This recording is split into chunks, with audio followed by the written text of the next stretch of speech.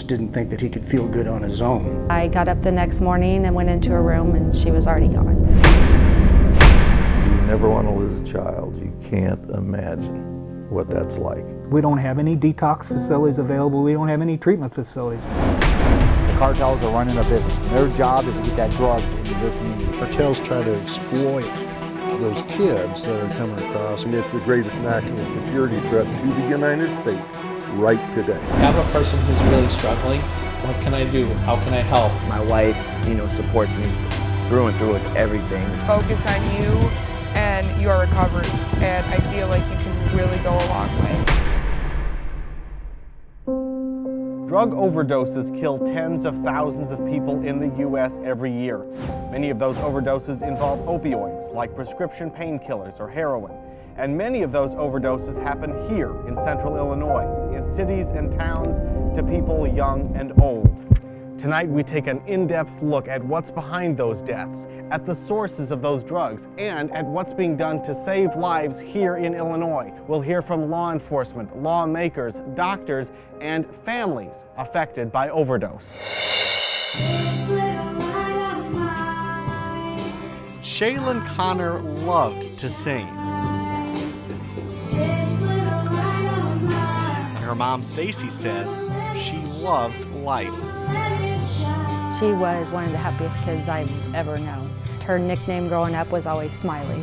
High school, was involved in everything, was a cheerleader. She was homecoming queen. Shaylin got accepted into college, but after her senior year of high school, she found a new group of friends. Started dabbling in marijuana, and she liked that, started drinking a little, and eventually they were popping pills. We did everything we knew to do. We had her in treatments, we brought her home, she went to meetings. Eventually, Shaylin went to treatment for 6 months. She came home in June. We really thought she had it beat this time. She got a job, was working out with me, living at home, doing great. Had no idea she relapsed. She came home on a Friday night, hugged me, said, "Love you, Mama, going to bed."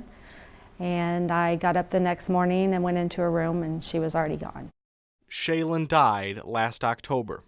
She was 22. Her story is painful, but it's also painfully common. The state health director says last year, nearly 2,000 people in Illinois died of opioid overdose. It's really across the board, from north to south, east to west, every community.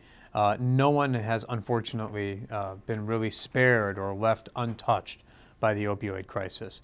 Opioids are a class of drugs that includes prescription painkillers like oxycodone and hydrocodone, and the street drug heroin. In high doses, they shut off the part of the brain that makes you breathe. State health officials say if nothing changes, 2,700 people a year could die by 2020, just in Illinois. The drug supply in Illinois is one that's getting more and more and more poisonous every year. That's largely related to the introduction of these synthetic drugs. Those synthetics are drugs like fentanyl, made in labs and much stronger than other opioids.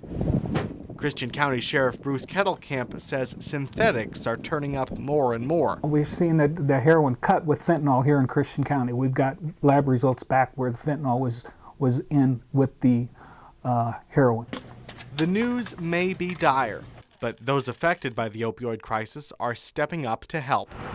Shaylin's mom, Stacy, has helped teach others about a drug that can stop overdoses. It's deep in our heart. I mean, we want to go out. We truly want to help people.